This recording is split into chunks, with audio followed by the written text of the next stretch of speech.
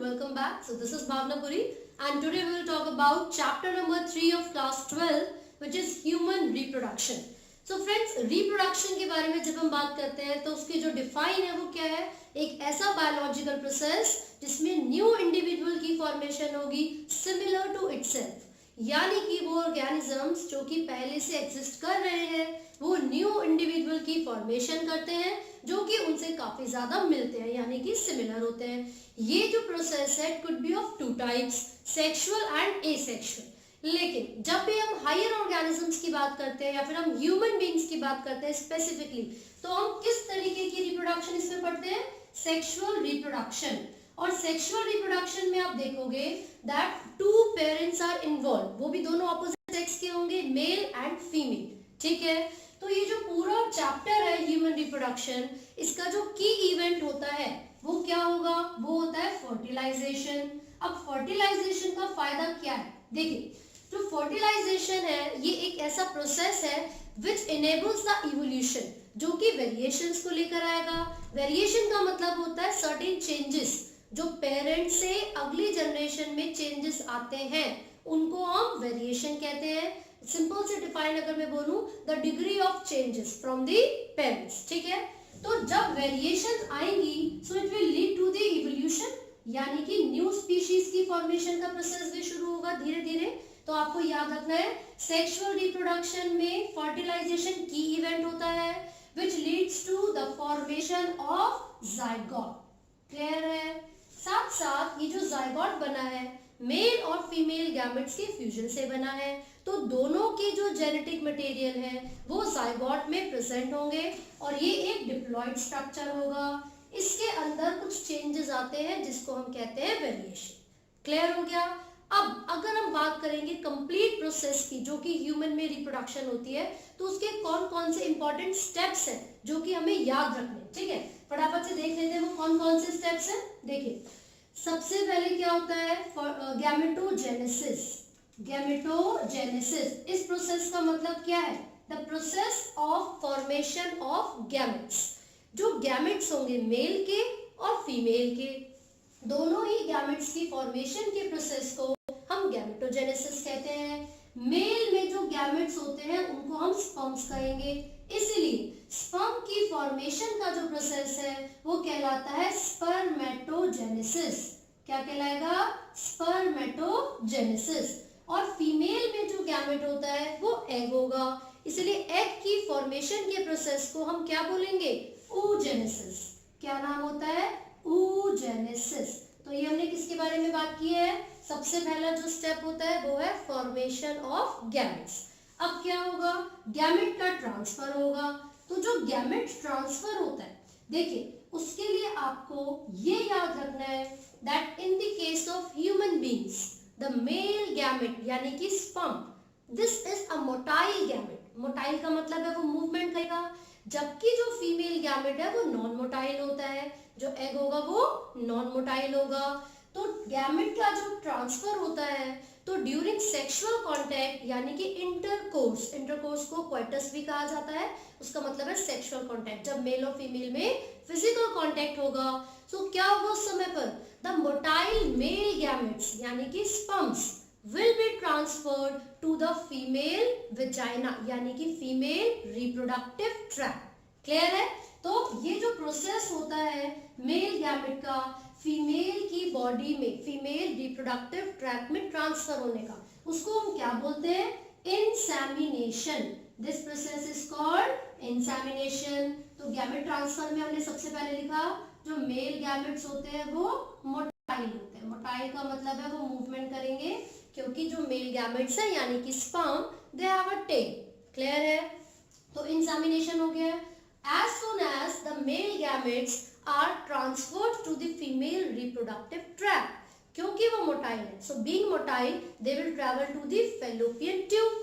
तो वो female reproductive system के कौन से पार्ट में जाते हैं, वेजाइना से ट्रेवल करते हुए वो यूट्रस में जाएंगे, यूट्रस से वो फैलोपियन ट्यूब तक पहुंचेंगे.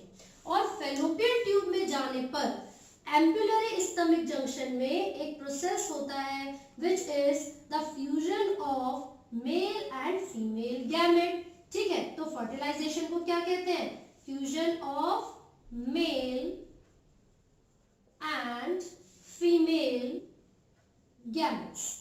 जैसे ही मेल और फीमेल गैमेट्स का फ्यूजन होगा तो क्या बनेगा, जाइगोट की फॉर्मेशन होगी। तो हम किसके बारे में बात कर रहे हैं, सेक्सुअल रिप्रोडक्शन में हमने देखा सबसे पहले गैमेट्स की फॉर्मेशन हुई दोनों पेरेंट्स में, मेल में भी फीमेल में भी। मेल के गैमेट्स को स्पर्म कहते हैं तो स्पर्मेटोजेनेसिस, फीमेल के गैमेट को एग कहते हैं तो oogenesis। Then male gamete motile है वो ट्रांसफर करेंगे और फीमेल रिप्रोडक्टिव ट्रैक में जाएंगे ड्यूरिंग सेक्सुअल कॉन्टैक्ट। फिर उसके बाद जैसे इंसेमिनेशन होगा वो मेल गैमेट्स ट्रैवल करते हुए फेलोपियन ट्यूब तक जाते हैं। कहां तक जाते हैं, फेलोपियन ट्यूब। तो फेलोपियन ट्यूब में यानी कि ओविडक्ट में एम्पुला एक बहुत ही ब्रॉडेस्ट रीजन होता है फेलोपियन ट्यूब का, और जहां पर स्टमक प्रेजेंट होता है। तो एम्पुला स्टमक जंक्शन में ये दोनों गैमेट्स एक दूसरे के साथ फ्यूज होते हैं and it leads to the formation of zygote. तो फर्टिलाइजेशन हो गई है फेलोपियन ट्यूब। तो 1 मार्क में पूछ सकते हैं what is the site of fertilization. अब इसके आगे अगर हम देखें तो जैसे ही यहाँ पर फर्टिलाइजेशन होगी जाइगोट बनेगा, this zygote will be transferred to the uterus. ये जो जाइगोट है यहाँ पर अगला स्टेप होता है डिफरेंशिएशन। नेक्स्ट स्टेप कौन सा है, डिफरेंशिएशन। अब डिफरेंशिएशन का मतलब क्या है, ये जो जाइगोट फेलोपियन ट्यूब में बना था it undergoes division, rapid division, और वो होती है माइटोसिस। जो सबसे पहली डिवीजन जाइगोट में हुई है उसको क्लीवेज कहा जाता है and this leads to the formation of 2 blastomeres. इन दोनों सेल्स को हम बोलेंगे ब्लास्टोमर्स। अब यहाँ पर जाइगोट में सबसे पहली डिवीजन हुई, ठीक है, वो क्या कहलाती है, क्लीवेज। आगे देखिए, अब जब दूसरी डिवीजन होगी तो इस तरीके से होती है ना। यहाँ पर 4 सेल स्टेजेस आ गई तो यहाँ पर 4 ब्लास्टोमर्स होंगे, देन 8 सेल स्टेज आएगी, then 16, then 32 and so on. जो 8 सेल स्टेज होती है जाइगोट की, 8 सेल स्टेज, उसको मोरुला कहा जाता है। उसको हम क्या कहते हैं, मोरुला कहते हैं। अब ये जो मोरुला स्टेज है जब वो फर्दर डिफरेंशिएट करेगी तो भाई 8 सेल्स है, 8 सेल्स है, फिर 16 सेल्स होंगे, 32 सेल्स होंगे, इस तरीके से डिफरेंशिएशन चलेगा। फिर क्या होता है, जो 16 सेल्स है, 32 सेल जो स्टेज होती है उसको हम ब्लास्टोसिस्ट कहते हैं। जो 32 सेल स्टेज होती है उसको हम ब्लास्टोसिस्ट कहते हैं। कई जगह पर आप ब्लास्टुला भी लिखा हुआ देखोगे तो वो एक ही बात है, ब्लास्टोसिस्ट या फिर ब्लास्टुला। क्लियर है। तो ये प्रोसेस कहां पर हुआ था, फर्टिलाइजेशन फेलोपियन ट्यूब में, वहां पर जाइगोट बना, जाइगोट में क्लीवेज हुई, फिर डिफरेंशिएशन हो रही है, 8 सेल स्टेज आई जिसको मोरुला कहेंगे, देन 16 सेल, फिर 32 सेल।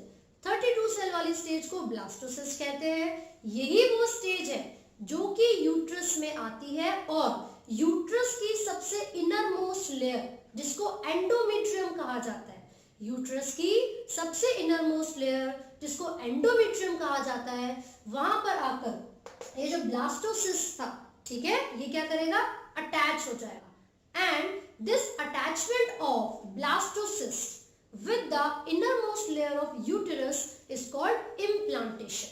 तो इसके बाद डिफरेंशिएशन के साथ साथ जो नेक्स्ट स्टेप हम यहाँ पर पढ़ रहे हैं वो कौन सा है, वो है इम्प्लांटेशन।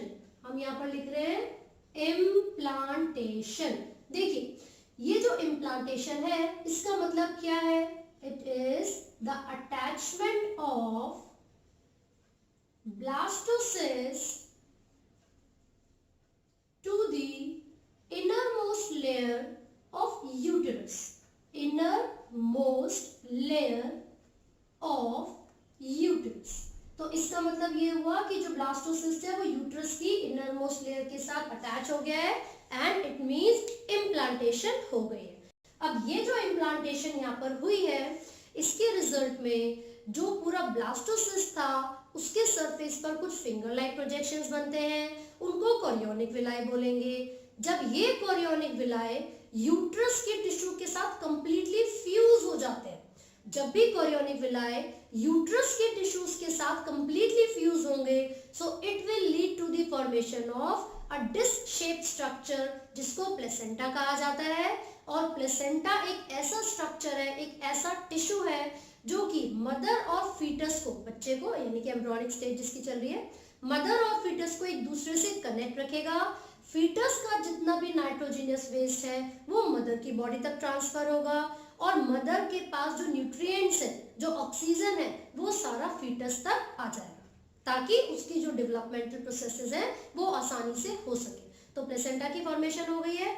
अब इसके बाद क्या होगा, 9 मंथ्स तक बच्चे की डेवलपमेंट का प्रोसेस चलेगा और ये जो 9 मंथ्स का टाइम पीरियड होता है, this is called gestation period. इसको हम क्या बोलते हैं, जेस्टेशन पीरियड। तो इम्प्लांटेशन के बाद जो अगला स्टेप है यहाँ पर वो क्या है, gestation period. And normally in female, human females, it is of 9 months. ये कितने समय का होता है, 9 मंथ्स। और जैसे ही 9 मंथ्स तक फीटल की डेवलपमेंट होगी तो धीरे धीरे उसके जो बॉडी पार्ट्स हैं, जो ऑर्गन्स हैं, जो ग्लैंड्स हैं, हेयर है, इन सब चीजों की फॉर्मेशन होगी। एंड एज अ रिजल्ट जब फुल्ली डेवलप्ड फीटस बन जाएगा, जब फीटस कंप्लीटली डेवलप हो जाएगा, तो चाहे वो 9 मंथ से 10 दिन पहले हो, 15 दिन पहले हो, अगर डेवलपमेंट कंप्लीट हो चुकी है तो जो फीटस है, जो बच्चा है, उसकी डिलीवरी भी उसी समय होगी। उसके लिए सिग्नल आते हैं। वो सिग्नल कहाँ से आते हैं, फुली डेवलप्ड फीटस से एंड प्लेसेंटा से।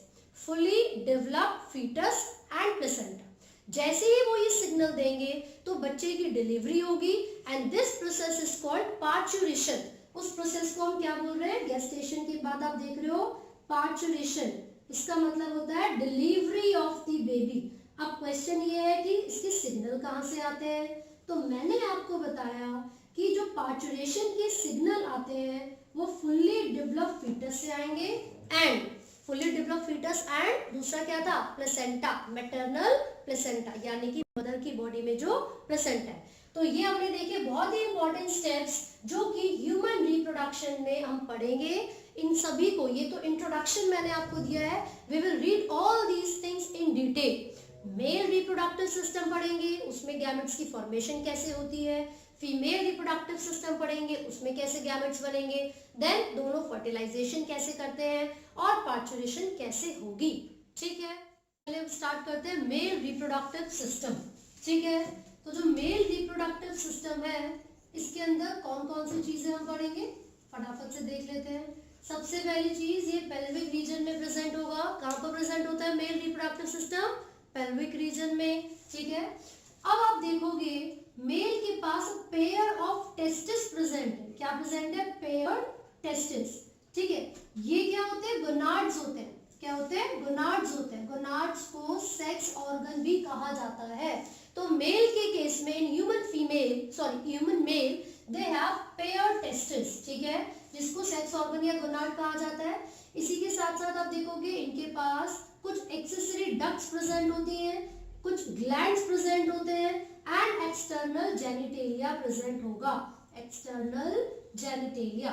ठीक है, तो यहाँ पर आप देखोगे कि जो डक्ट्स इनके पास प्रेजेंट है वो कौन कौन सी हैं। वो रेटेटेस्टिस हो सकती है, दीज आर दी, कुछ एक तरीके से आप बोलोगे कॉइल स्ट्रक्चर्स होते हैं जो कि टेस्टिस के अंदर सेमिनिफेरस ट्यूब्यूल जो प्रेजेंट है वहां से अराइज करते हैं। ठीक है, रेटेटेस्टिस। ठीक है, but these are not the highly coiled, क्योंकि हाईली कॉइल्ड एपिडिडाइमस होगा। इसके साथ आप देखोगे रेटेटेस्टिस हो गया, वासा एफ्रेंशिया हो गया, वासा एफ्रेंशिया, देन एपिडिडाइमस, एपिडिडाइमस।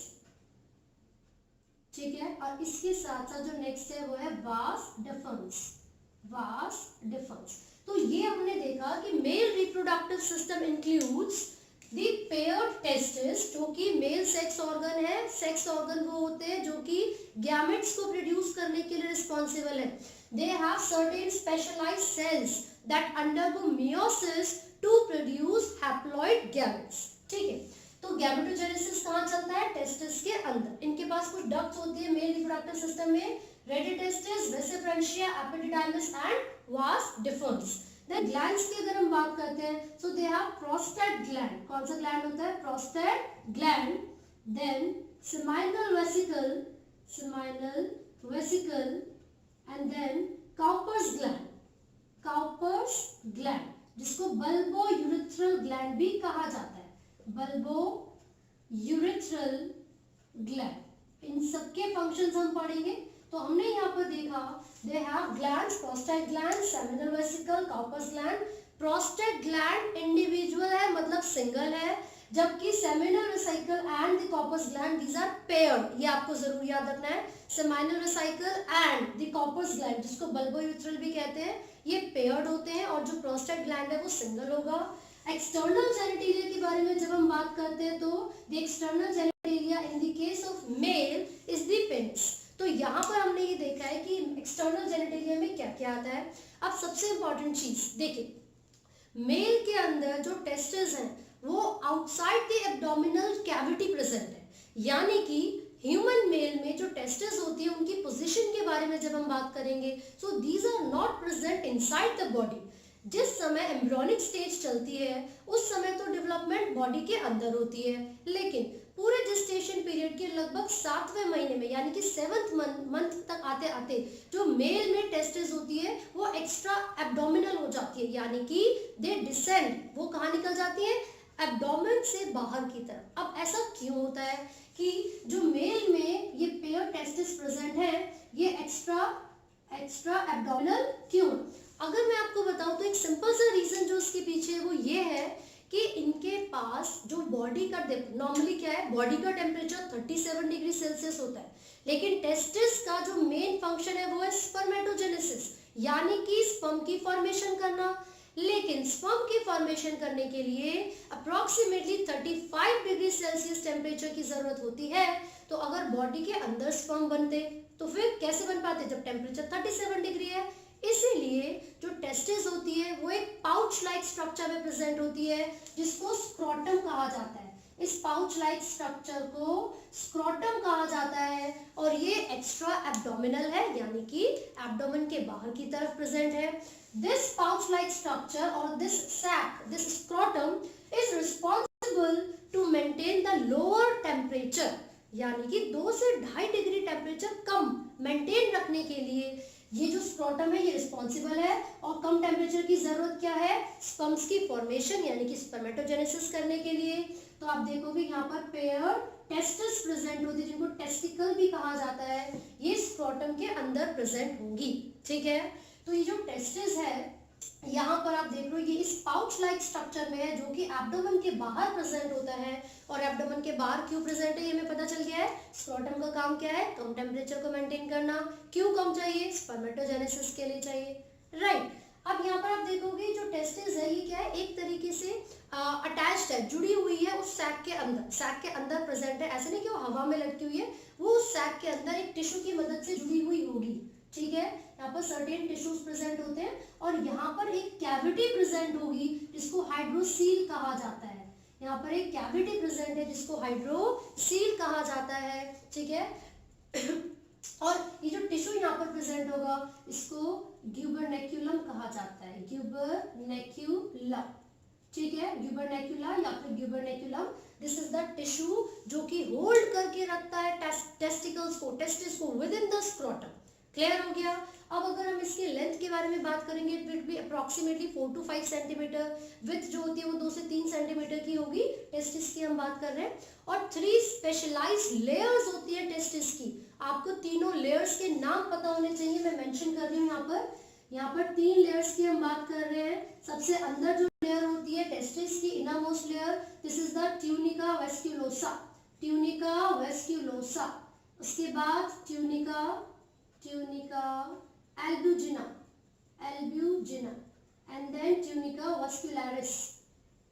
ये जो तीनों लेयर्स हैं जिसके बारे में हम बात कर रहे हैं, वेजिनालिस, सॉरी नॉट वास्कुलरिस, जो तीनों लेयर है जिसके बारे में हम बात कर रहे हैं, ये किसमें है, ये टेस्टिस में है। जब सबसे अंदर की लेयर की हम बात करते हैं, सबसे इनर मोस्ट लेयर की बात करते हैं तो वो होती है ट्यूनिका वेस्क्यूलोसा, देन द एल्ब्यूजिना। ये जो ट्यूनिका वेस्क्यूलोसा है, नाम से पता चल रहा है बहुत सारी ब्लड वेसल्स हैं, ठीक है। And these blood vessels are innervated with the albugina and the outermost is tunica vaginalis, ठीक है। तो इन तीनों लेयर्स के नाम आपको पता होने चाहिए। यहाँ पर ये जो लेयर्स है वो स्पेसिफिक रोल प्ले करती है किस चीज में, वो हेल्प करती है ब्लड वेसल्स जो है, यानी कि proper supply of blood testicles तक होती रहे, उस चीज में वो हेल्प करेंगी। क्लियर हो गया। हमने इसका साइज देखा है कितना होता है, लेंथ और विड्थ कितनी होती है, लेंथ 4 to 5 सेंटीमीटर हो सकती है और विड्थ 2 से 3 सेंटीमीटर की होगी। एक्स्ट्रा एब्डोमिनल होता है ये, मतलब एब्डोमेन के बाहर प्रेजेंट है टेम्परेचर को मेंटेन करने के लिए। Gubernaculum is the tissue that holds the testicles within the scrotum. ये एक पाउच लाइक स्ट्रक्चर है जो कि लूज स्किन, लूज टिश्यू से मिलकर बना हुआ होता है, फ्लेक्सिबल टिश्यूज होते हैं इसके अंदर, ठीक है।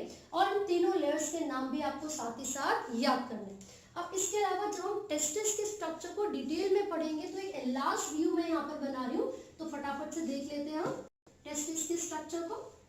आप देखोगे तीनों लेयर के नाम मैंने यहाँ पर मेंशन कर दिए, वेस्क्यूलोसा, एल्बुजिना एंड वेजिनालिस। देखिए ये हम टेस्टिस का एक एनलार्ज व्यू यहाँ पर बना रहे हैं।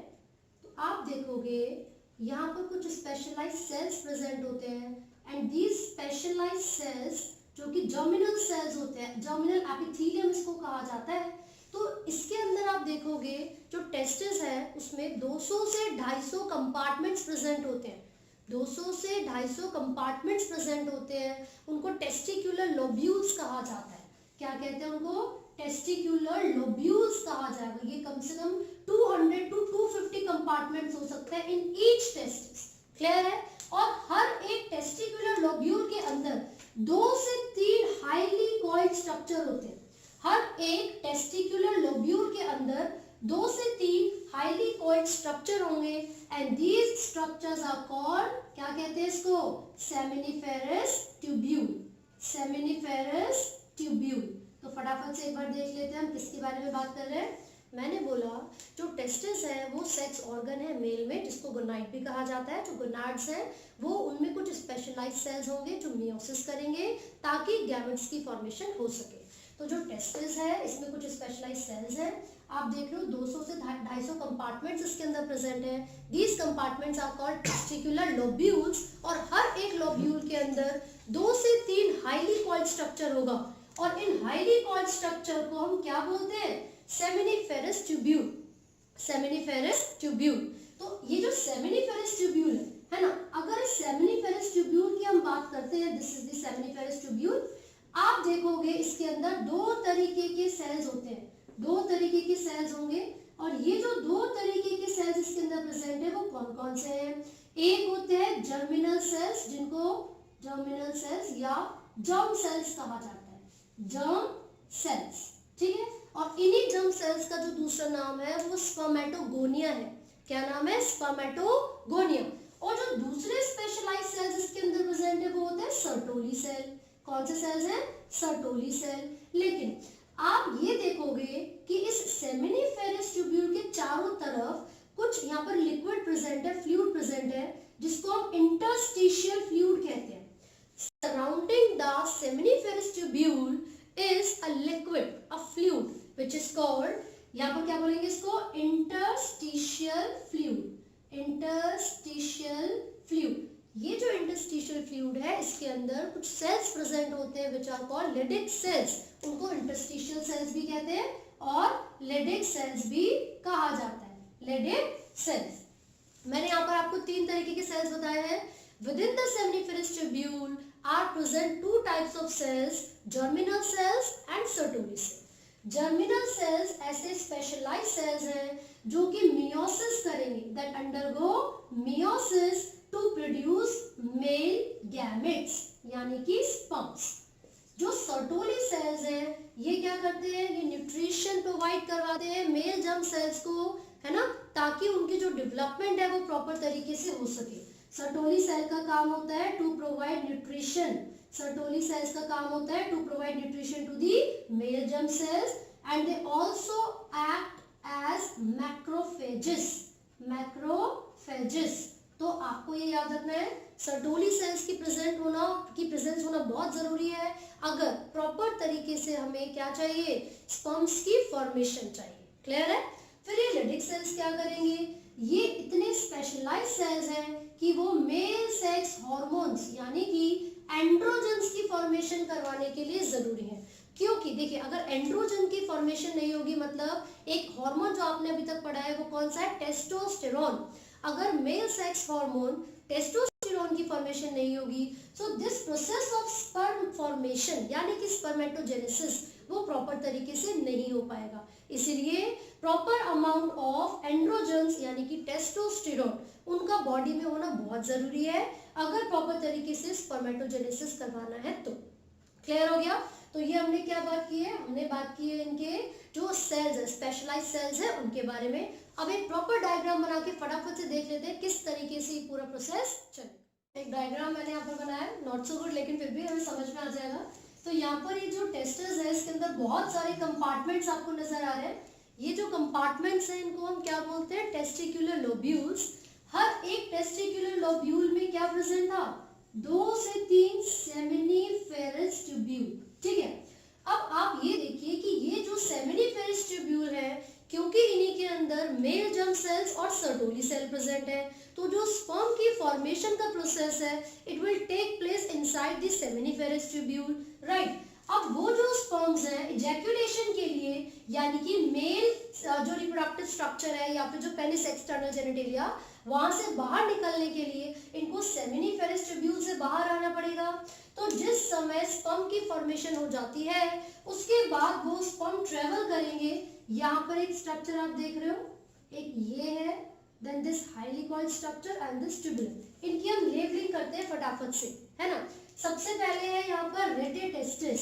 रेटेटेस्टिस ये जो स्ट्रक्चर आपको दिख रहा है यहाँ पर, this is the rete testis. Basically tubular structure होता है।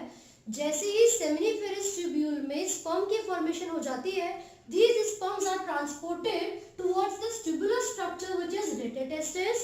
फिर यहाँ से इन elongated tube like structure यानी कि इसको हम क्या बोलते हैं, इसको हम बोलते हैं vasa efferentia।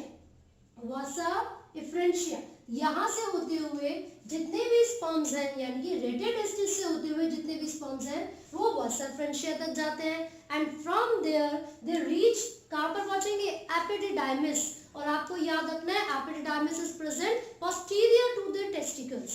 तो जो एपिडिडाइमिस है, एपिडिडाइमिस ये ऐसा स्ट्रक्चर है जहां पर स्पर्म्स आएंगे वासा फ्रेंशिया से होते हुए and the sperms are stored here and the sperms are stored here for 18 to 24 hours. कितने घंटे के लिए, 18 से 24 घंटे के लिए स्पर्म्स को स्टोर करने का काम एपिडिडाइमिस का होगा।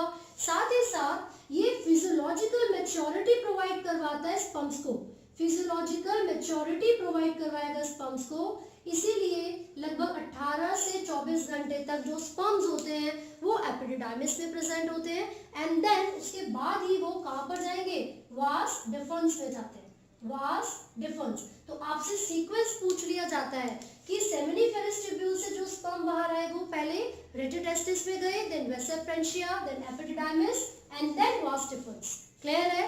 एपिडिडाइमिस एक बहुत ही इंपॉर्टेंट रोल प्ले कर रहा है यहाँ पर। This is the highly coiled structure which is present posteriorly. कहाँ पर प्रेजेंट है, पोस्टीरियरली प्रेजेंट है, पीछे की तरफ प्रेजेंट है और यहाँ पर कुछ समय के लिए स्टोर किया जाता है स्पर्म्स को। साथ ही साथ फिजियोलॉजिकल मैच्योरिटी भी प्रोवाइड की जाती है। क्लियर है? अब यहाँ से ये जो स्पर्म्स है वो ट्रेवल करते हुए वास डिफरेंस में जाएंगे and vas difference is a tubular structure, it is a loop like structure which loops over, यानी कि वो क्या करे, ओवरलैप करते हुए जो यहाँ पर पूरा स्ट्रक्चर था जिसको आप यूरिनरी ब्लैडर बोलते हो, जहाँ पर यूरिन स्टोर किया जाता है, ये जो ट्यूब लाइक स्ट्रक्चर है यानी कि vas deferens, it loops over the urinary bladder. और यही वास डिफरेंस है जो कि स्पर्म्स को कंडक्ट करते हुए कहाँ तक लेकर आती है, यूरिथ्रा तक लेकर आती है। Urethra is the opening from where both the sperms and the urine, sperms भी और यूरिन भी दोनों को रिलीज किया जाता है आउटसाइड द बॉडी। कौन सी ओपनिंग से, यूरिथ्रा से होते हुए। ठीक है, तो यूरिथ्रा से होते हुए एक्सटर्नल जेनिटेलिया में यहाँ पर एक ओपनिंग प्रेजेंट होगी जिसको यूरेथ्रल मीटस कहा जाता है। So this is the urethra, ये पूरा स्ट्रक्चर है, इसकी जो ओपनिंग होती है उसको क्या कहते हैं, यूरेथ्रल मीटस। इसकी ओपनिंग को क्या बोलेंगे, यूरेथ्रल मीटस। तो यहाँ पर ये जो वास डिफरेंस है ये स्पर्म्स को कैरी करके लेके आता है। दीज आर द यूरेटर्स, ये यूरेटर्स क्या लेकर आएंगे, यूरिन को लेकर आएंगे। ठीक है, and the opening is the urethra from where both the urine and sperms are released out. साथ ही साथ आपको यहाँ पर ये ध्यान रखना है कि यहाँ पर कुछ ग्लैंड्स प्रेजेंट है जैसे कि seminal vesicle, prostate gland and the third one is bulbourethral यानी कि काउपर्स ग्लैंड। जो तीनों ग्लैंड्स यहाँ पर प्रेजेंट होते हैं उन ग्लैंड्स का फंक्शन क्या है? देखिए, जो सेमाइनल वेसिकल है और जो प्रोस्टेट ग्लैंड है ये दोनों अपनी सिक्रीशन प्रोवाइड करेंगे। इनकी सिक्रीशन किस लिए है? स्पर्म्स को मोटिलिटी प्रोवाइड करवाने के लिए, उनके अंदर जो फर्टिलाइजिंग कैपेसिटी है उसको इंक्रीज करने के लिए, साथ ही साथ उसकी जो प्रॉपर लोकोमोशन है या फिर जो उसकी स्पीड है उसको मेंटेन करने का काम भी, या जो सिक्रीशन इसको मेंटेन करने के लिए दी जाती है वो कौन से दो ग्लैंड्स देंगे? Seminal vesicle and prostate gland. फिर बल्बोयूरेथ्रल ग्लैंड का क्या फंक्शन होगा? तो जो बल्बोयूरेथ्रल ग्लैंड है which is also called Cowper's gland, उसका मेन फंक्शन क्या है? This is a mucus producing gland. तो वो जो मेन काम करता है वो ल्यूब्रिकेशन का काम करेगा पेनिस को, यानी कि एक्सटर्नल जेनिटेलिया को, ठीक है, ताकि इरेक्शन भी इजीली हो सके। साथ ही साथ आप याद रखोगे there is a loose skin, loose tissue है ना, at the tip of the penis, the main external genitalia, और इसको फोर स्किन कहा जाता है। इसको फोर स्किन कहा जाता है। तो ग्लैंड्स के नाम आपको याद रखने हैं सारे, एनसीईआरटी में जो लेबलिंग है प्रॉपर वो आपको पता होनी चाहिए, ठीक है। तो इसी के साथ अब आगे बढ़ते हैं, लेबलिंग फटाफट से कंप्लीट कर लेते हैं। सबसे पहले यहाँ पर पेयर्ड ग्लैंड कौन सा होगा? सेमाइनल वेसिकल, हमने यहाँ पर लिख लिया seminal vesicle, and then prostate gland present है जो कि सिंगल होता है। फिर उसके बाद बल्बोयूरेथ्रल, बल्बोयूरेथ्रल आपको ये याद रखना है, इसके पास कुछ इरेक्टाइल प्रोटीन्स होते हैं, मतलब टिश्यूज होते हैं, इरेक्टाइल टिश्यू जो कि रिस्पॉन्सिबल है इरेक्शन प्रोवाइड करवाने के लिए, साथ साथ म्यूकस प्रोड्यूसिंग टिश्यूज भी इसके पास प्रेजेंट होंगे। And this is the urethra. Urethra acts as the ejaculatory duct, क्योंकि यहाँ से ही इजैक्युलेट किया जाता है, रिलीज किया जाता है स्पर्म्स को भी, ठीक है। एक बहुत इंपॉर्टेंट चीज, जैसे आप बात करोगे जो सिक्रीशन सेमाइनल वेसिकल और प्रोस्टेट ग्लैंड से आई है तो ये कलेक्टिवली क्या कहलाते हैं? जब ये दोनों जुड़ते हैं इसको हम बोलते हैं सेमाइनल फ्लूइड, सेमाइनल फ्लूइड या फिर सेमाइनल प्लाज्मा, ठीक है। इसके अंदर होता क्या क्या है? इट कंटेन्स मतलब सर्टेन इसके अंदर एंजाइम्स होंगे और except that it contains fructose, calcium etcetera. तो इसमें फ्रक्टोज शुगर होती है, इसके पास कैल्शियम आयंस होते हैं और साथ ही साथ कुछ एंजाइम्स भी इसके अंदर प्रेजेंट होते हैं। और ये जो एंजाइम्स है वो किस लिए चाहिए? वो पेनिट्रेट करवाते हैं किसको? एग के अंदर। जब फर्टिलाइजेशन हो रही होती है तो फिर उस समय जो एग की आउटर मोस्ट मेम्ब्रेन्स है उनको ब्रेक करने के लिए और फर्टिलाइजेशन को कंप्लीट करने के लिए लाइसिन वगैरह बहुत सारे एंजाइम्स इसके अंदर प्रेजेंट होते हैं। तो वो सभी कहाँ से आते हैं? सेमिनल वेसिकल और प्रोस्टेट ग्लैंड की सिक्रीशन से आते हैं। इन दोनों की सिक्रीशन को मिला के सेमिनल प्लाज्मा कहा जाता है। And the sperm plus seminal plasma, sperm along with the seminal plasma is called semen, उसको हम क्या बोलते हैं? सीमेन कहते हैं। तो साथ ही साथ आपको पता होना चाहिए कि स्पर्म की जो फॉर्मेशन टेस्टिकल्स में, टेस्टिस के अंदर हो रही है, इट टेक्स अप्रोक्सीमेटली 64 डेज, इतना समय इसको लगता है स्पर्म की फॉर्मेशन के लिए। और ये जो स्पर्मेटोजेनेसिस का कंप्लीट प्रोसेस है वो कहाँ पर होता है? सेमिनल, इसमें सेमिनिफेरस ट्यूब्यूल के अंदर होता है, ठीक है। लेकिन एक टर्म आप पढ़ोगे कैपेसिटेशन, वो जो कैपेसिटेशन है इसका मतलब एक्साइटमेंट ऑफ द स्पर्म्स। ये जो टर्म है कैपेसिटेशन, दिस इज, ये जो पूरा प्रोसेस होगा एक्साइटमेंट होने का स्पर्म की, वो मेल के अंदर नहीं होता। जब स्पर्म्स ट्रेवल करके फीमेल की बॉडी में चले जाते हैं तो वहां जाकर उनकी फैलोपियन ट्यूब के अंदर एक्साइटमेंट होती है और उसी प्रोसेस को कहा जाता है कैपेसिटेशन। इस प्रोसेस के दौरान कुछ एंजाइम्स, फर्टिलाइजर, एंटी फर्टिलाइजर, इन दोनों का इनकाउंटर होता है। मेल भी प्रोड्यूस करेगा एंजाइम्स और फीमेल भी प्रोड्यूस करेगा, and this process occurs in fallopian tube. तो यहाँ तक आपको याद रखना है। Let's start spermatogenesis now. Spermatogenesis क्या है भाई? स्पर्म्स की फॉर्मेशन का प्रोसेस। तो हम लिख रहे हैं स्पर्मेटोजेनेसिस, स्पर्मेटोजेनेसिस। तो एक दो चीजें जो कि स्पर्मेटोजेनेसिस के रिगार्डिंग हमें यहाँ पर जाननी है वो ये है कि जो स्पर्म्स की फॉर्मेशन का प्रोसेस है इन ह्यूमन मेल, वो स्टार्ट होता है प्यूबर्टी पर। प्यूबर्टी क्या है?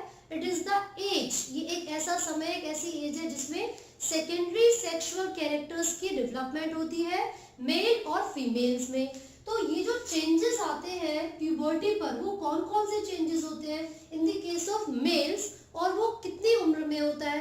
तो मेल की अगर हम बात करें तो 13 to 16 ईयर्स में ये प्रोसेस चल सकता है, ठीक है। और कंपैरेटिवली अगर फीमेल को देखा जाए तो उसमें 10 से 12 की उम्र में, यानी कि females attain puberty before the males, ठीक है। So what are those changes that we can observe during the puberty? तो वो जो सेकेंडरी सेक्सुअल कैरेक्टर्स हैं in the case of males, वो कौन से हैं? वो होती है मुस्टैच और बियर्ड की डेवलपमेंट हो जाना, ठीक है। तो दाढ़ी मूंछ आना स्टार्ट हो जाता है मेल के अंदर। साथ साथ जो शोल्डर्स होते हैं वो ब्रॉड हो जाते हैं, शोल्डर्स गेट ब्रॉडर, ठीक है। Enlargement of penis, shoulders broad हो जाते हैं, पेनिस की एनलार्जमेंट हो जाती है, मस्टर्ड एंड बियर्ड आना स्टार्ट हो जाता है। साथ साथ जो हेयर पैटर्न है वो भी तो चेंज होता है। हेयर पैटर्न यानी कि बॉडी पर हेयर ग्रोथ एक्सेसिव हो जाती है, तो हेयर ग्रोथ हम लिख रहे हैं यहाँ पर। इसी के साथ आप देखोगे जो वोकल कॉर्ड होता है, यानी कि जो एडम्स एप्पल है, एडम्स एप्पल इन मेल, इसकी एनलार्जमेंट होना स्टार्ट हो जाता है। आपने देखा यहाँ पे जो वॉइस बॉक्स है मेल के अंदर वो बहुत ज्यादा प्रोमिनेंट होता है। तो प्यूबर्टी एक ऐसी स्पेसिफिक एज होती है जिसमें मेल्स के अंदर एडम्स एप्पल की जो डेवलपमेंट है, जो ग्रोथ है, वो काफी ज्यादा होती है। So these are certain characters which we can observe at puberty in the males, ठीक है। और प्यूबर्टी वो समय है जिसमें स्पर्म्स की फॉर्मेशन का प्रोसेस भी स्टार्ट होता है। तो स्पर्म की फॉर्मेशन होती कहाँ पर है? सेमिनिफेरस ट्यूब्यूल में होती है ना। कौन से दो तरीके के सेल्स हैं सेमिनिफेरस ट्यूब्यूल में? मेल जर्म सेल्स, जिनको स्पर्मेटोगोनिया भी कहते हैं, साथ ही साथ उसके अंदर प्रेजेंट होते हैं सर्टोली सेल्स। तो जो मेल जर्म सेल्स हैं वही ऐसे स्पेशलाइज्ड सेल्स हैं जो कि मियोसिस करेंगे और गैमेट्स की फॉर्मेशन करेंगे। Sertoli cells are the cells जो कि न्यूट्रिशन प्रोवाइड करने का काम करते हैं मेल जर्म सेल्स को, साथ ही साथ वो हेल्प करते हैं किसकी तरह काम करके? मैक्रोफेजेस की तरह एक्ट करके। तो आप देखिए फटाफट से, जब भी हम ह्यूमन मेल की बात करते हैं so they have XY type of pattern, ठीक है। तो जो स्पर्मेटोजेनेसिस यानी कि जो स्पर्म की फॉर्मेशन का प्रोसेस है, हम इसको डिटेल में पढ़ेंगे। तो उसके लिए देखिए सबसे पहले हमारे पास एक डिप्लॉइड सेल था, डिप्लॉइड यानी कि 2N, डिप्लॉइड यानी कि 2N, हमारे पास एक डिप्लॉइड सेल है जिसको हमने बोला male germ cell, male germ cell. Where does this process occur? In the seminiferous tubule. तो seminiferous tubule is lined by two types of cells. Germinal epithelium जो होती है उसमें मेल जर्म सेल्स है। यहाँ पर मेल जर्म सेल्स की बात की। सबसे पहले क्या करते हैं? डिफरेंशिएशन करेंगे, और डिफरेंशिएशन का मतलब क्या है? माइटोसिस करते हैं। डिफरेंशिएशन का मतलब क्या है? माइटोसिस करेंगे। एंड जब ये सेल्स डिफरेंशिएट करते हैं तो आप ऑब्जर्व करोगे कि इनके डिफरेंशिएशन के रिजल्ट में हमारे पास क्या बन जाता है? Primary spermatocyte. क्या बनेगा? Primary spermatocyte. ये जो स्पर्मेटोगोनिया थे, जो स्पर्मेटोगोनिया थे, जब वो डिफरेंशिएशन करते हैं, यानी कि डिफरेंशिएशन का मतलब क्या हो गया? जब वो माइटोसिस कर रहे हैं, जब वो डिफरेंशिएट कर रहे हैं, तो हमारे पास प्राइमरी स्पर्मेटोसाइट की फॉर्मेशन होती है। तो देखिए यहाँ पर भी तो प्राइमरी स्पर्मेटोसाइट बन रहे हैं, बट आउट ऑफ दीज 4 ये जो 2 है ये स्पेशलाइज फंक्शन करना स्टार्ट कर देते हैं, जो कि सपोर्टिंग स्ट्रक्चर की तरह काम करेंगे। कहने का मतलब ये है कि ऐसा जरूरी नहीं है जितनी भी प्राइमरी स्पर्मेटोसाइट की फॉर्मेशन हुई है वो आगे चल के हर एक प्राइमरी स्पर्मेटोसाइट बहुत सारे मेल गैमेट्स को बनाए, ठीक है। कुछ स्पेशलाइज हो जाते हैं और सर्टेन ग्रोथ फैक्टर्स की तरह एक्ट करना स्टार्ट कर देंगे। हम एक स्पेसिफिक सेल की बात करें, इसको ले लीजिए या इसको ले लीजिए। अब ये क्या करेगा? It undergoes meiosis 1। अब इसके अंदर क्या हो रहा है? मियोसिस 1 हो रहा है। और जब भी मियोसिस होती है तो क्रोमोसोम नंबर हाफ हो जाते हैं, क्रोमोसोम नंबर हाफ हो जाते हैं। सेम विद दिस, इसके साथ भी ऐसे ही होगा। तो जब प्राइमरी स्पर्मेटोसाइट में मियोसिस होगी सो it will form secondary spermatocyte. किसकी फॉर्मेशन हो रही है? सेकेंडरी स्पर्मेटोसाइट की फॉर्मेशन हो रही है, राइट। अब यहाँ पर आप देखोगे ये जो सेकेंडरी स्पर्मेटोसाइट है, जब ये मियोसिस 2 करेंगे, जब ये मियोसिस 2 करेंगे तो हमारे पास कुछ ऐसे सेल्स बनेंगे जिनको हम बोलते हैं स्पर्मेटिड्स। क्या बोलते हैं इनको? स्पर्मेटिड्स। अभी हमने इनको स्पर्म क्यों नहीं बोला? हम इनको स्पर्म्स भी तो बोल सकते थे, लेकिन हमने यहाँ पर इनको स्पर्मेटिड्स इसलिए बोला है because they do not have tail. इनके पास टेल प्रेजेंट नहीं है, मतलब ये मोटाइल नहीं होंगे, राइट। तो देखिए एक और स्पेशल जो एक फीचर मैं आपको बता रही हूँ, ये जो स्पर्मेटोगोनिया यानी कि मेल जर्म सेल हमारे पास है, स्पर्मेटोगोनिया, बच्चे जब भी ये डिफरेंशिएट करते हैं, so you will observe the growth of this cells. ये जो प्राइमरी स्पर्मेटोसाइट होता है ना, क्योंकि इसके अंदर जो साइटोप्लाज्मिक कंटेंट है वो थोड़ा सा ज्यादा हो जाता है, इसीलिए इसका जो साइज है कंपैरेटिवली बड़ा होता है स्पर्मेटोगोनिया से। फिर जब ये मियोसिस 1 करते हैं तो हैप्लॉइड सेल्स बन जाते हैं, ये क्या है, सेकेंडरी स्पर्मेटोसाइट।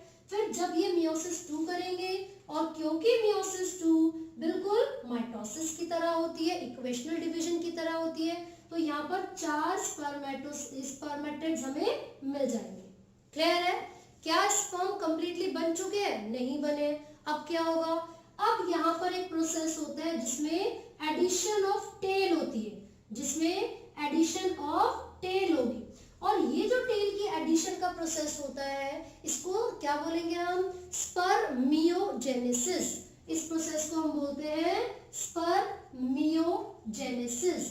फटाफट से एक बार लिख लेते हैं हम इसको। चलिए, तो भाई हमने क्या पढ़ा है, स्पर्मेटोजेनेसिस, इसका मतलब क्या है और ये कब स्टार्ट होता है। स्पर्मेटोजेनेसिस का मतलब है the process of formation of sperm, and this process begins at puberty.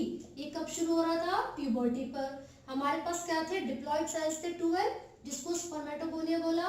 Differentiate करके उन्होंने प्राइमरी स्पर्मेटोसाइट बनाया, मियोसिस 1 हुई, सेकेंडरी स्पर्मेटोसाइट, हैप्लॉइड सेल्स आ गए। कैसे सेल्स आ गए हमारे पास, यहाँ पर हमने मेंशन कर लिया हैप्लॉइड।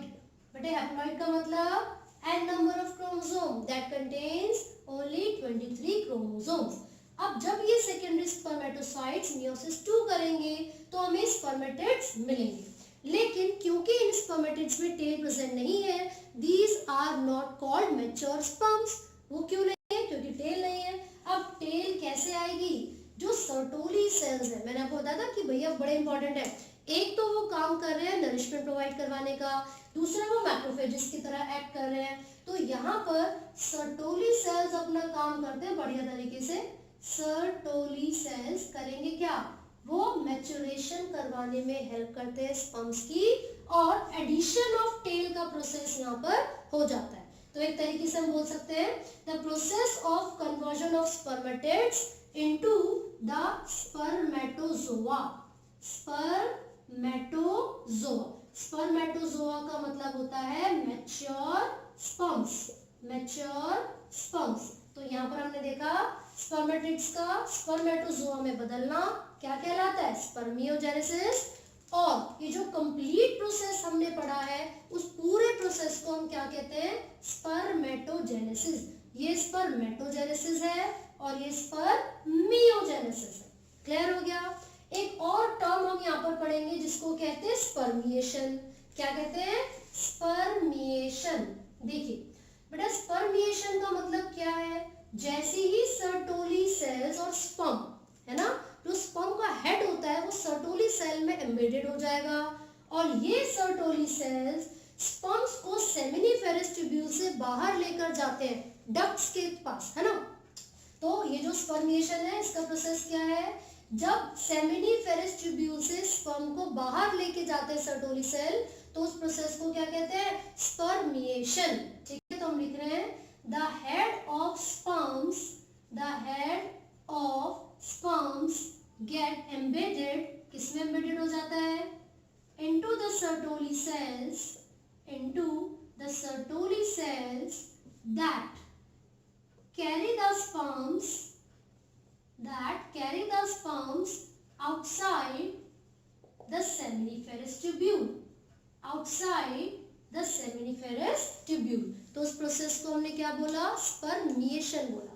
तो अब यहाँ पर जो स्पर्म्स है वो सेमिनिफेरस ट्यूब्यूल से बाहर आ चुके हैं। क्लियर हो गया।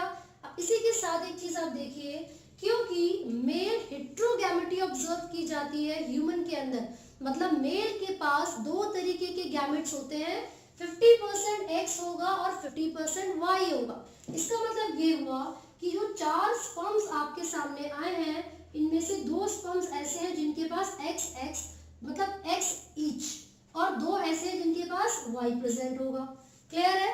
लेकिन भाई फीमेल तो होमोजाइगस है, यानी कि ह्यूमन में जो फीमेल्स हैं उनके पास XX एक ही तरीके के गैमेट्स होते हैं। तो इसका मतलब ये हुआ कि अगर जब फर्टिलाइजेशन होगी तो मेल का, जब फर्टिलाइजेशन होगी तो मेल का अगर X क्रोमोसोम फीमेल के X क्रोमोसोम के साथ फ्यूज करेगा तो किसकी फॉर्मेशन होती है, डॉटर यानी कि गर्ल की, ठीक है। लेकिन अगर मेल का Y क्रोमोसोम यानी कि ऐसा स्पर्म जिसके पास Y क्रोमोसोम प्रेजेंट था, अगर मेल का ऐसा स्पर्म जिसके पास Y क्रोमोसोम प्रेजेंट था, अगर वो जाकर फ्यूज कर जाए फीमेल के X के साथ तो क्या बनेगा, XY यानी कि मेल, सन की फॉर्मेशन। क्लियर है भाई। तो हमें यहाँ पर पता चला कि भाई मेल के ऊपर डिपेंड कर रहा है ये तो, कि जो सेक्स ऑफ द ऑफस्प्रिंग है, जो बच्चा है वो मेल होगा या फीमेल होगा, किसके ऊपर डिपेंड कर रहा है, मेल के ऊपर। क्यों डिपेंड कर रहा है, क्योंकि मेल के पास दो तरीके के गैमेट्स होते हैं, X and Y, X and Y। Clear हो गया। अब हम बात करेंगे कि ये जो स्पर्मेटोजेनेसिस है, this is under the hormonal control, यानी कि कुछ ऐसे हार्मोन्स होते हैं जो कि स्पर्म की फॉर्मेशन के प्रोसेस को कंट्रोल करते हैं। और साथ ही साथ में बता दूं, it takes approximately 64 days in the formation of sperms. तो आपको ये याद रखना है, लगभग 64 डेज लगते हैं स्पर्म्स की फॉर्मेशन में। ये प्यूबर्टी पर स्टार्ट हो जाता है, मिलियंस ऑफ स्पर्म्स एक बार में रिलीज हो सकते हैं, ठीक है। चलिए तो देखते हैं जरा हार्मोन्स किस तरीके से कंट्रोल करते हैं। तो मैंने बताया जब प्यूबर्टी आती है, क्या आती है, प्यूबर्टी, तो प्यूबर्टी पर क्या होगा, जैसे एक स्पेसिफिक एज अटेन कर लेते हैं ना बॉयज, तो जो हाइपोथैलेमस है, भैया ये तो ग्लैंड है अपनी मर्जी चलाएंगे, तो जो हाइपोथैलेमस है, हाइपोथैलेमस क्या करेगा, ये पिट्यूटरी से बोलेगा भैया लड़का बड़ा हो चुका है।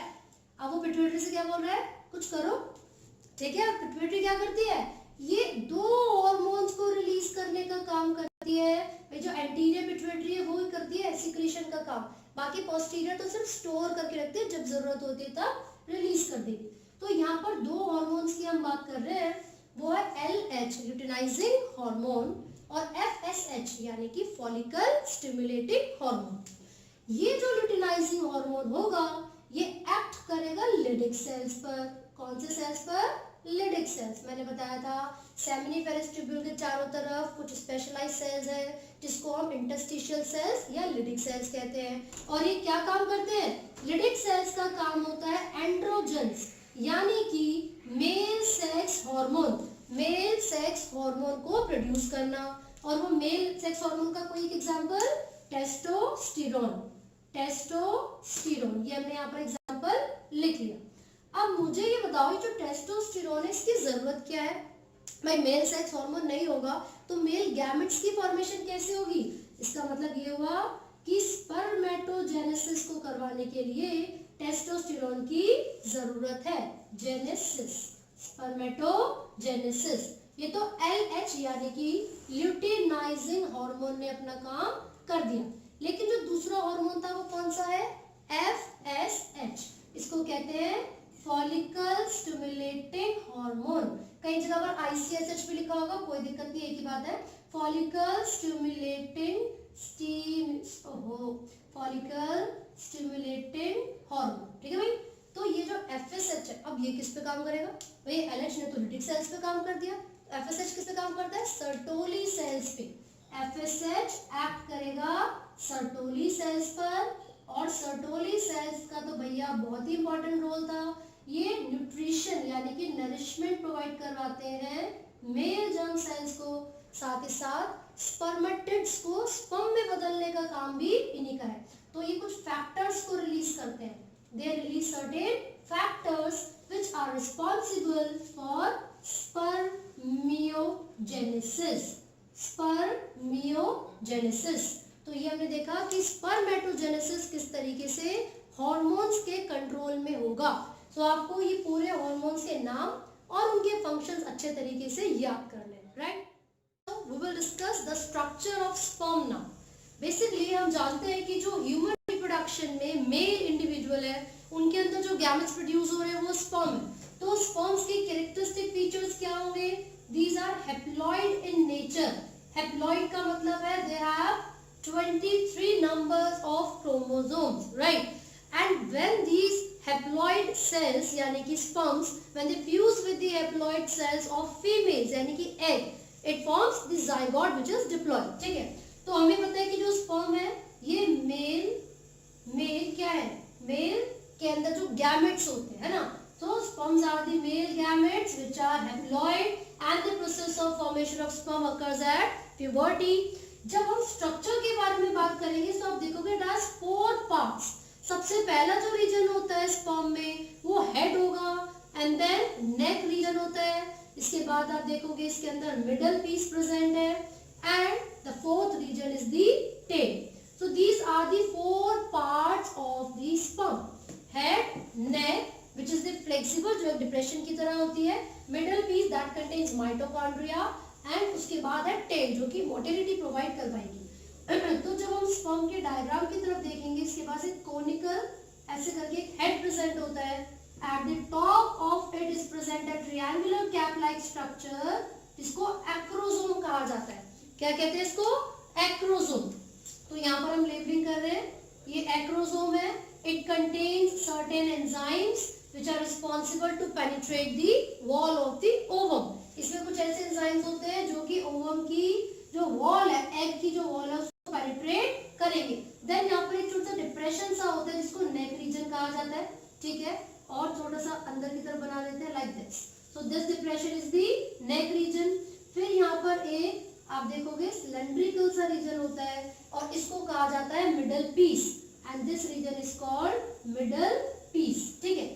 तो ये जो पूरा हेड रीजन है इसके अंदर क्या प्रेजेंट होंगे? The genetic material, the nucleus will be present inside it, मतलब जो जेनेटिक मटेरियल है वो प्रेजेंट होगा न्यूक्लियस के अंदर, ठीक है। और यहाँ पर आप देखोगे ये जो डिप्रेशन है यानी कि this is the neck region. अब यहाँ पर से स्टार्ट होता है मिडल पीस। ये जो नेक रीजन है इसके नीचे से स्टार्ट होगा मिडल पीस। यहाँ पर आपको जो 2 डॉट लाइक स्ट्रक्चर नजर आ रहे हैं, these are the centrioles. These are the centrioles. ये जो अपर सेंट्रियोल दिख रहा है आपको, this is the proximal centriole, proximal centriole, this is the proximal centriole, ठीक है। And the another one is distal centriole, distal centriole. तो ये जो सेंट्रियोल्स हैं इनके क्या फंक्शन होंगे? प्रॉक्सिमल सेंट्रियोल का काम क्या है? Spindle formation. ये आगे चल के जब फर्टिलाइजेशन हो जाती है उसके बाद स्पिंडल की फॉर्मेशन करवाएंगे प्रॉक्सिमल सेंट्रियोल। लेकिन जो डिस्टल सेंट्रियोल होगा इसका काम होता है एक्सियल फिलामेंट्स की फॉर्मेशन करना, एक्सियल फिलामेंट्स की फॉर्मेशन करना। And these filaments will be like this elongated tubular structure which are the microtubules, ठीक है। ये throughout the middle piece present होंगी and then this middle piece is further इस तरीके से थोड़ा सा डिप्रेस होगा और it will form a tail. किसकी फॉर्मेशन करेगा? टेल। तो यहाँ पर हमने इस तरीके से रिप्रेजेंट किया है स्पर्म की टेल, ठीक है। अब अगर इसको और अच्छे तरीके से देखें तो सबसे पहले इनके रीजन्स को हम लेबल कर रहे हैं। This is the head part, इस रीजन को कहते हैं, सबसे पहला पार्ट है स्पर्म का हेड। फिर उसके बाद यहाँ पर जो डिप्रेशन आपको शो रही है this is the neck which is flexible and then comes the middle piece, इसको हमने क्या बोला है? मिडल पीस, ठीक है। फिर उसके बाद आता है ये tail region, this is the tail. तो देखिए जो हेड होता है स्पर्म का उसके ऊपर जो टिप पर जो एक कैप लाइक स्ट्रक्चर प्रेजेंट है उसको एक्रोसोम बोलेंगे। एक्रोसोम के अंदर कुछ सर्टेन एंजाइम्स प्रेजेंट है जो कि एग के अंदर जो उसकी वॉल है उसको पेनिट्रेट करने में हेल्प करेंगे ताकि फर्टिलाइजेशन हो सके। One of the enzymes that is produced by the acrosome वो तो एंटी फर्टिलाइजर है ना, और ये तब प्रोड्यूस होता है जब स्पर्म फैलोपियन ट्यूब के एम्पुलर रीजन तक पहुंच जाता है। क्लियर है? वो क्यों प्रोड्यूस कर रहा है उसको? ताकि जब एग एक एंजाइम को प्रोड्यूस करेगा व्हिच इज फर्टिलाइजर तो ये दोनों एक दूसरे की तरफ अट्रैक्ट होंगे। तो बेसिकली एग तो यहाँ पर मोटाइल है नहीं, स्पर्म मोटाइल होता है। So due to the release of fertilizer from the egg and the release of anti fertilizer from the sperm, तो जो स्पर्म है वो किधर की डायरेक्शन में मूव करेगा? जहां से फर्टिलाइजर एंजाइम को प्रोड्यूस किया जा रहा है, ठीक है। तो ये अट्रैक्ट करने के लिए basically And then the head region also contains the nucleus, which is haploid definitely. It contains the genetic material. इसके बाद यहाँ पे जो डिप्रेशन आपको शो हो रही है, the flexible region is the neck. फिर उसके बाद ये मिडिल पीस स्टार्ट होता है, जिसमें सेंट्रियोल हमने पढ़े थे, प्रॉक्सिमल एंड डिस्टल. ये यहाँ पर जो एक्सियल फिलामेंट्स प्रेजेंट है, these are the microtubules, जो कि जरूरी होती हैं मूवमेंट के लिए. साथ साथ इसके अंदर ऐसे देखोगे आप क्या प्रेजेंट है, दिस इज द माइटोकॉन्ड्रिया. इस तरीके से रिबन लाइक स्ट्रक्चर की फॉर्म में माइटोकॉन्ड्रिया प्रेजेंट होता है. And the function of mitochondria is to provide energy, यानी कि जो रिबन शेप या जो डिफरेंट स्ट्रक्चर में आपको दिख रही है क्या है, स्पाइरिकल जो स्ट्रक्चर है वो माइटोकॉन्ड्रिया है. और माइटोकॉन्ड्रिया का काम होता है एटीपी यानी कि एनर्जी को प्रोवाइड करवाना, ताकि ये जो स्पर्म है इजीली फर्टिलाइज कर सके एग को और जाइगोट की फॉर्मेशन हो सके. And motility is provided by the tail, ये जो टेल रीजन है, ताकि पूरा स्पर्म इजीली मोटाइल हो सके, इजीली मूवमेंट कर सके, इसलिए माइटोकॉन्ड्रिया प्रेजेंट होते हैं. साथ साथ these are the tubular regions which are present here. तो ये आपको याद रखना है. तो मैंने बताया था कि एक्स और वाई दो तरीके के क्रोमोसोम्स हो सकते हैं ह्यूमन स्पर्म में. तो 50% could be X and 50% could be Y. इसी के साथ साथ यहाँ पर सेक्स डिटरमाइनिंग स्ट्रक्चर होता है इसके अंदर, वो आपको याद रखना है. वाई क्रोमोसोम स्पेसिफिकली मेलनेस को रिप्रेजेंट करेगा. एक बार में 200 से 300 200 to 300 मिलियंस ऑफ स्पर्म इजैक्यूलेट हो सकते हैं नॉर्मल मेल की बॉडी से, जिसमें से लगभग जो 60% होते हैं नॉर्मल शेप एंड साइज के होने चाहिए, नॉर्मल शेप एंड साइज. इसमें से ही जो 40% होंगे उनका शेप और साइज नॉर्मल होने के साथ साथ वाइग्रस मोटिलिटी होनी चाहिए. क्या होनी चाहिए, वाइग्रस मोटिलिटी होनी चाहिए, क्योंकि अगर वो वाइग्रसली मोटाइल होंगे, इतनी ज्यादा मूवमेंट को शो करेंगे, तभी वो फीमेल गैमेट यानी कि एग के पास तक पहुंच पाएंगे. And only then the fertilization would be possible. कहाँ होगी फर्टिलाइजेशन, एम्पुलरी रीजन में होगी. ठीक है, तो ये पूरा का पूरा जो स्पर्म का डायग्राम अभी हमने यहाँ पर डिस्कस किया है, ये आपको याद रखना है. This is very important. Diagram भी बनाने के लिए आ जाता है और कई बार आपसे ऐसा भी पूछा जाता है. अगर मैं 1 मार्क के क्वेश्चन की बात करूं तो जो सेंट्रियोल है वो कितने हैं, किस तरीके की अरेंजमेंट है, it will be 9+2 in the axial filament, है ना. तो टेल रीजन या टोटल कितने रीजन होते हैं, न्यूक्लियस कौन से रीजन में प्रेजेंट होता है, तो आपको ये सारी चीजें याद रखनी है. इसी के साथ मैंने बताया था sperm along with the seminal plasma is called semen. तो आपको याद है लगभग 10% ही उसके अंदर स्पर्म होते हैं, जो बाकी 90% बचा है वो क्या है, फ्लूइड होती है, सिक्रीशन होती है. और सिक्रीशन में क्या क्या था हमने देखा था, उसमें कैल्शियम था, फ्रक्टोज था और कुछ एंजाइम्स थे. राइट, तो ये सारी चीजें आपको अच्छे तरीके से याद करनी है. अगर आपको किसी भी टॉपिक में कोई भी डाउट है, किसी भी तरीके की कोई प्रॉब्लम आ रही है, तो आप कमेंट कर सकते हैं और पूछ सकते हैं. And do not forget to like, share and subscribe. Thank you.